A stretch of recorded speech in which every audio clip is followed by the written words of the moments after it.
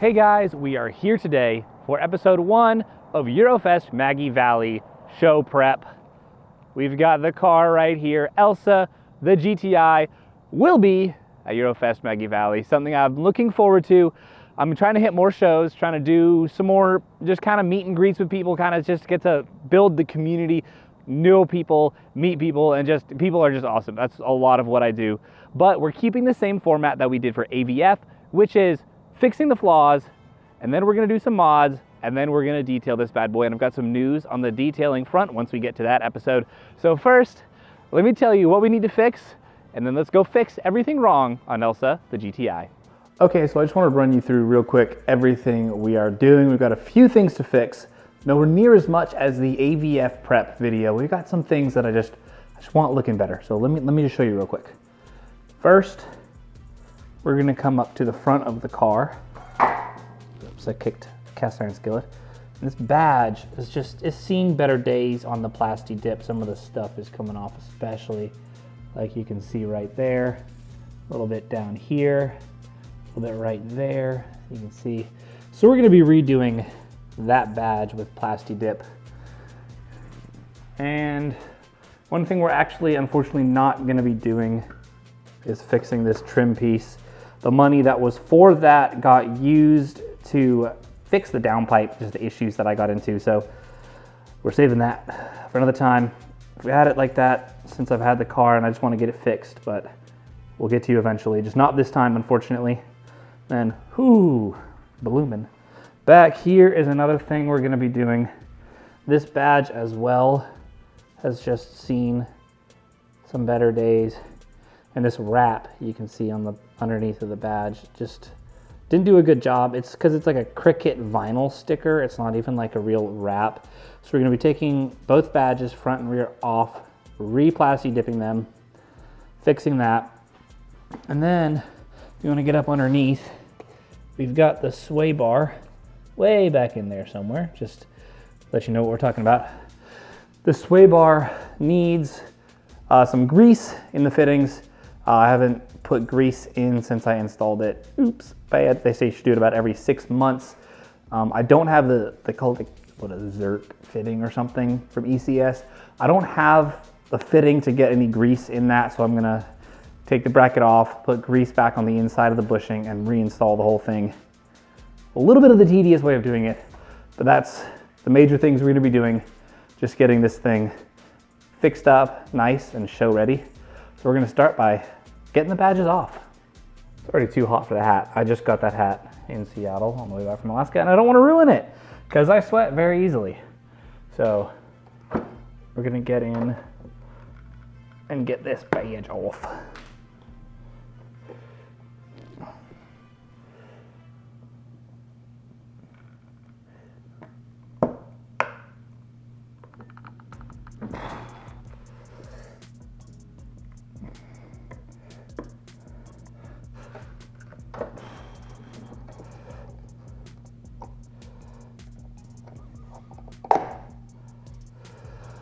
All right, badge is off and I didn't break it more than it was already broken. Not bad. Let me get you here in just a second. So you can see, basically still have a VW in here. And this isn't anything, this literally is just at home Cricut vinyl type stuff. It's held up well color wise, but you can see how dirty it is and I messed up part of it right there. So we're gonna be taking this off to get it all looking nice. And we're gonna redo it. I've got some leftover vinyl from the front that we're gonna put over this to make it look actually real good. I'm very thankful to have been able to wrap enough things to improve my skills since I last did the rear badge. I mean, seriously, who leaves such a large crease?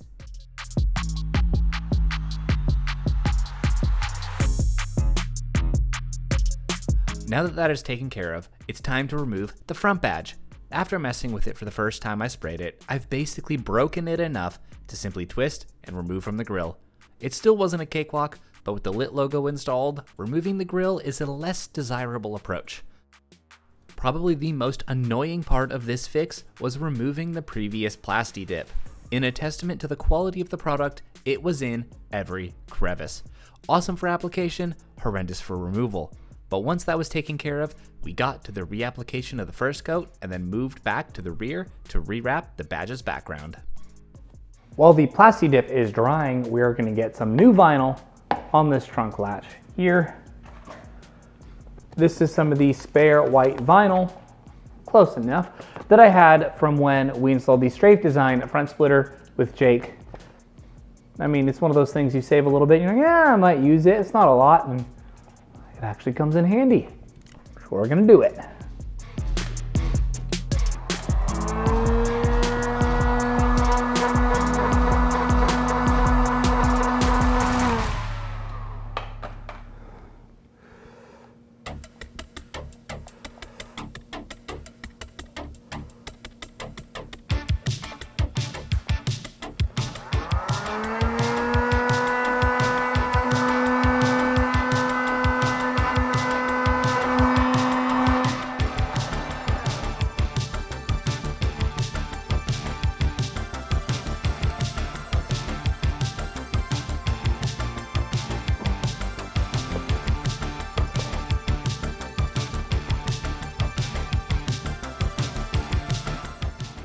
This is literally the greatest cutting job you have ever seen.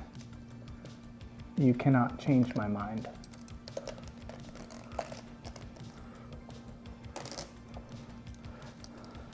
Ta-da! Done. Now we just gotta wait for the badges to dry. We can put it back on. Actually, we can't do that because let me actually just poke ever so slight holes where I think they're needed. Now we're done. After 4 solid coats of Plasti-Dip to ensure the smoothest finish possible, it was time to reinstall the badges. It's a subtle touch, but having the badges in such perfect condition is something I really value.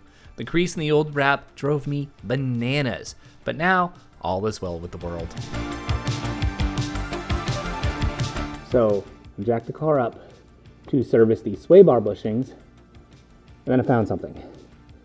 You'll remember when I said the sway bar went wonky on the way to AVF? I think we found the cause. Let me show you. So this is the first time that I've been able to get a really good look under here in a while. And that's the end link. That's the end link to the frame. You don't have to be a genius to know that there's a problem there and that those two things should be connected. So that's that huge clunk that I've been hearing all over the place. Thankfully that nut is still on there. That piece is still on there as well. We got to get those two things back together. And then we've got to service the bushings as well because that is still needed. But this rear sway bar is going to be a little bit more in depth than I was anticipating. I figured fixing the end link would be a simple piecing back together, so I got to it. However, once I began to try to screw the connector back to the loose side, I noticed something was a bit off. Shouldn't a screw, I don't know, screw back on instead of slide? So super extra double interesting development. This is the carrier for both sides of the adjustable sway bar end link from 034 Motorsports. And let's get the light shining in the right direction. See if you can look right in there. It wants to focus. There it is. What does that look like to you? Looks like a smooth cylinder, right? What do you see here? You see threads. So somehow, some way, the bolt stripped all of the threads out when it came out. It still has threads on the bolt, but the receiving threads have been stripped completely clean. So that sway bar end link doesn't work anymore. I mean, truth be told, I've been running it for probably now a month and a half without it connected. So I'm gonna run it. Got an interesting plan for it actually, as you're gonna stay tuned for. That we're gonna try something. But this is now no longer usable. Completely stripped. Yeah, that side. It's just crazy. Because I went and checked on the way to AVF, and everything was still connected, and I couldn't get a really good look to see that it was disconnected. And I mean, even if I had seen it was disconnected, this thing would have been stripped anyway.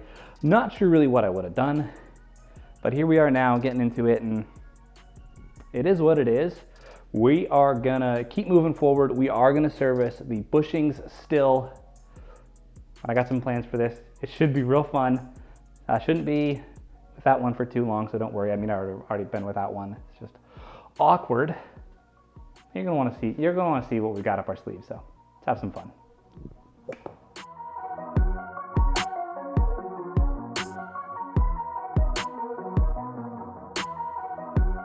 So here is the ECS sway bar bracket. That's the fitting on the end that I just could never find a grease gun fitting for. Call it like a Zork, Zibabble, something, alien species sounding fitting that didn't seem to really get any search results on the internet. So I couldn't really find exactly what I was looking for. I mean, it took me 7 minutes to get this off. It's not a big deal. I was just dilly-dallying with trying to figure out what the heck size it was again because I forgot. So it's not a big deal. It's pretty quick. But here this is. I'm actually thinking of upgrading. Not thinking, I am going to upgrade to these Euro 34 Motorsports 26 millimeter rear sway bar. So it's an upgrade on an upgrade. It's going to be a different type of butt dyno report video, upgrading the upgrade. But they have on their site the grease gun and grease that goes with that fitting that they provide on their sway bar brackets. So I'm just gonna get that all in one fell swoop, and I'm able to grease these fittings a lot easier. Not really video worthy service at that point because you just squeeze grease through there. But we're gonna grease the polyurethane bushings on both of these, put it back together, and then eventually fix the end links. So let's get greasing.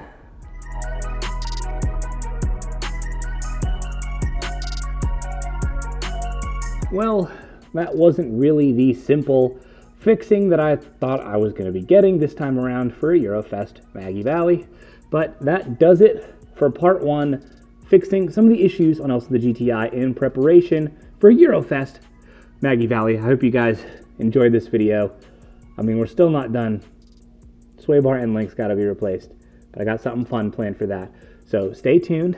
Hope to see you at Eurofest Maggie Valley. Please subscribe. Have a great day. And remember, Jesus loves you. Bye.